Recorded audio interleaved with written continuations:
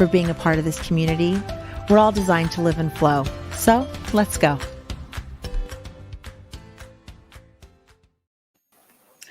Good morning, Peter. Welcome, welcome. So excited to have you. Hi, good morning, Shelley. Hi, good morning, Eva. Great to be here. It's so good to have you. So Peter, tell us, we're just going to dive right in. We've got 15 minutes and we've got so much to put in because I'm so excited about the topic talking with you before the show started. Indeed. Why don't you just tell our audience a little bit about you, a little bit about your background and how you became a creative coach? Yeah, thanks. I've been a lifelong musician and writer ever since I can remember. I've been a creative and channeling my life force into that. And I became a live music sound engineer for 10 years. Facilitating creativity in the music space. And then I got a bit older and got a bit fatigued by the lifestyle, and I wanted to transition. So I moved into facilitating in terms of creative coaching. I love that. So is that what you're saying? You help other people by coaching them to find what their creative dreams are or how to be creative? Yeah, I work with people to unblock their creativity, and whether it's like a relationship to inspiration, like we're talking about today, and we also might come across some of the common narratives and kind of creative blocks, like shaming narratives that creatives come across very, very commonly. So Peter, is your ideal client, like, are you working with artists? Are you working with, authors, musicians, sculptors, like people who create stuff who feel stuck and can't move forward? You're like, okay, let's go. Yeah, that's exactly right. Okay. Obviously music and authors are my resonance, but I've worked with actors and painters before. It's the creative process. So I believe everyone's a creative. Like if they're willing to be in that process, then I can coach them. But I tend to work with musicians and authors. I love that. Okay, so tell me, what is inspiration to you and where does it come from? Yeah, inspiration to me is a relationship between the external and the internal world. The internal world being the felt sense, my history, how I resonate, what my experience of life is, what my values are, and the external being things that light me up. For example, me is sea swimming. I love to ride my bike or go running, and I love to hike in forests and the nature of the UK. So yeah, really that convergent point where the two meet, and it's kind of like a conversation between life and myself. I see inspiration as a relationship, not an identity. I have a little bit of a different question about this inspiration, other than just like being an artist or, writing a book. What about the people that are inspired by hearing the voice to do things in life to help people? Do you ever help people with things like that, of how they can tap into that? Because that inspiration of that voice telling you to do something kind or to do whatever it does comes when it wants also. So it's also an inspiration of helping others. Do you ever deal with someone like that?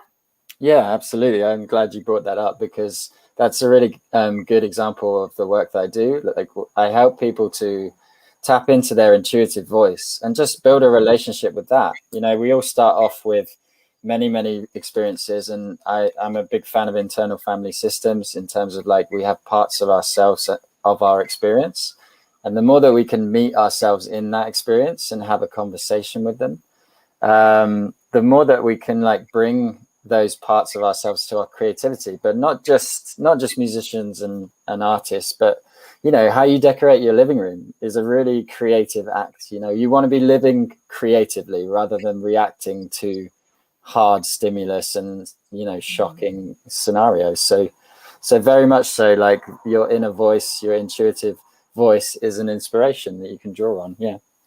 So Peter, let me ask you then, if you're working with someone, let's say you're working with me and I'm writing my next book and I have 5 or 6 ideas, or I have no ideas. And so how where do you start? Where do you start with someone? Do you say, go walk in the forest? Do you like, what does someone do if they have no ideas or they have too many ideas and that intuition isn't crystal clear? It's not like, oh, I know exactly what I'm supposed to be doing, so let's go. Yeah, and it's quite common for creatives to have loads of ideas and kind of like not be committed to any of them. So basically the first thing we do, I also meditate. I'm a Reiki master practitioner as well. So the invitation in the sessions is to just slow it down and to land in the space fully and to really just feel into their felt experience in terms of like what wants to emerge in this space, like what is really important for this person. And almost always like we'll sort of, you know, dance around all of these concepts, but one of them will be like more important than the others. It will really, and you'll see the spark of inspiration in them, like, oh yeah, actually that's what I wanted to talk about. And then that curiosity gets rolling, and inevitably we kind of navigate the things that are stopping them from making that, you know, a reality in their lives, which will be sort of different fears, different things they've been told, different shaming narratives they've been told as well. I was going to ask you about fear. I'm sorry. I'm wondering, he's so interesting, isn't he? I love this. I'm just like, Peter, what happens if you can't tap into it? Like if you were to, like for someone like myself who lately hasn't heard the voice, which usually is something kind for someone or to help someone in some way. What am I doing to block that voice? Because I'm so in tune to it. Yeah, it's an interesting idea, and it might just be like we were talking about before the show. You know, everyone has a lull in motivation, and really just to embrace that space of quiet. And it might actually be a space of grief. You might be going through something. You might be letting something go. Like, I don't know your experience, but you know, there are many different states of being in life, and we tend to like focus on this as good, you know, progress. Okay, I need to be hearing the voice, and other things as bad. Oh, I'm not hearing anything, that therefore I'm disconnected. It might not be the case.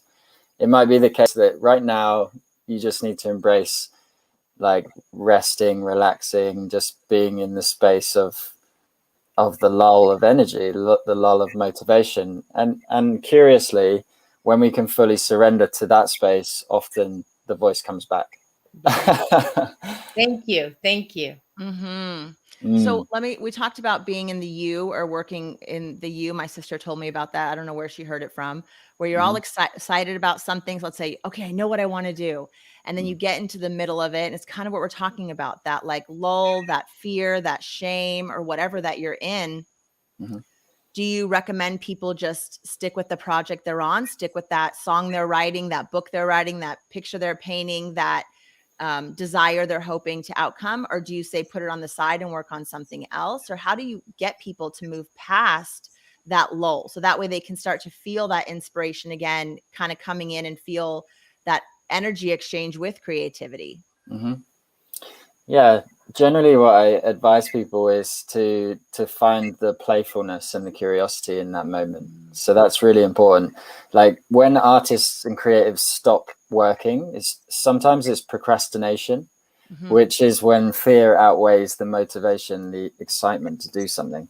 So, you know, if there's inspiration involved with the project, and you've made like a contract with that, and like the idea wants to be made into the physical, like you're in, you know that this thing needs to be made and you're the person to make it, but you're just sat there like, oh, how's this going to work? Or you might be sat in front of a white blank page and be like, I just don't know, like, or am I good enough to do this? So the invitation is, okay, put the bit that's blocking you aside, but don't put the project aside. Like work on a different aspect of it. And it's like, I love natural metaphors, but it's like a fractal pattern. You know, when you look at like a mycelial network or a flower, you know, if you work on this little bit, you're also understanding this other bit. So it flourishes in that way. You know, you get momentum and you start moving forward, and then you get the confidence to work on the hard bit. I kind of feel like it's a little bit of we kind of lose a little bit of belief in ourselves. Absolutely. And I think that that's the hardest part to get past, right? Mhm. Yeah. I think also the relationship to inspiration needs to be belief and faith, and actually be gracious. It needs to be gracious. It doesn't work. You switch it off if you stop believing, honestly, because you're contracting. Then you're contracting. You're not open to the process. So what would you say to someone who right now is watching and is looking for some inspiration in their life, whatever field they're in, wherever they're at, whatever they're doing? If you were to say, do this today, what's something practical that someone could do today, right now, that might help drop some of that inspiration into whatever field they're in? Yeah. I think get playful, get curious around what you're. But what does that look like to you when you say get playful, get curious? Like, am I like, I'm thinking about my sister painting, like get playful. Does that mean like put music on and dance in her studio? Like, I guess I'm just looking for something like really like, what does that mean? Here she is at the bottom of the U. That's what comes to mind to me is childlike. Like, Childlike. go back to being like a child because you have so much belief and openness. So you're saying it's a mindset. It's a mindset you're working on? Yeah, it's part of a mindset, partly embodied.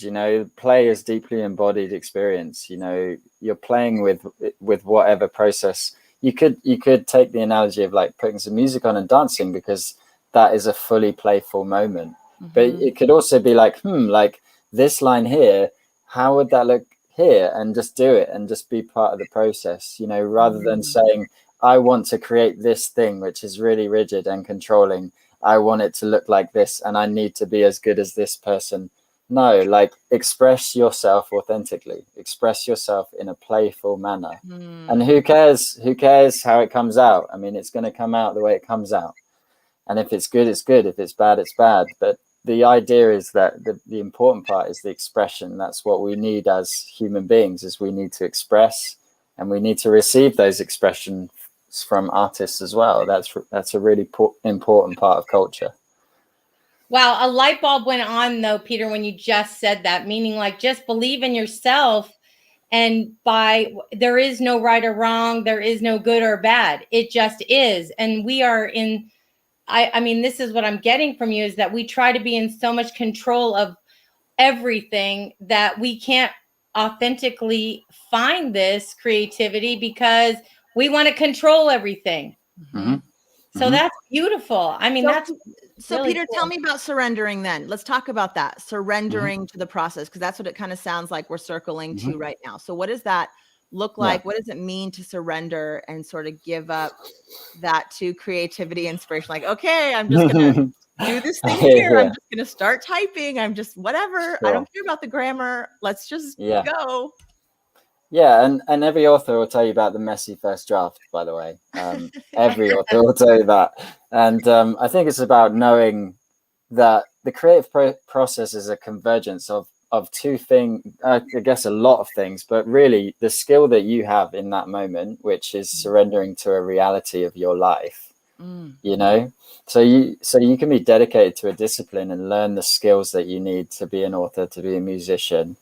But when you're in the act of creating something, then you have exactly how much skill you have in that moment. And that's a reality.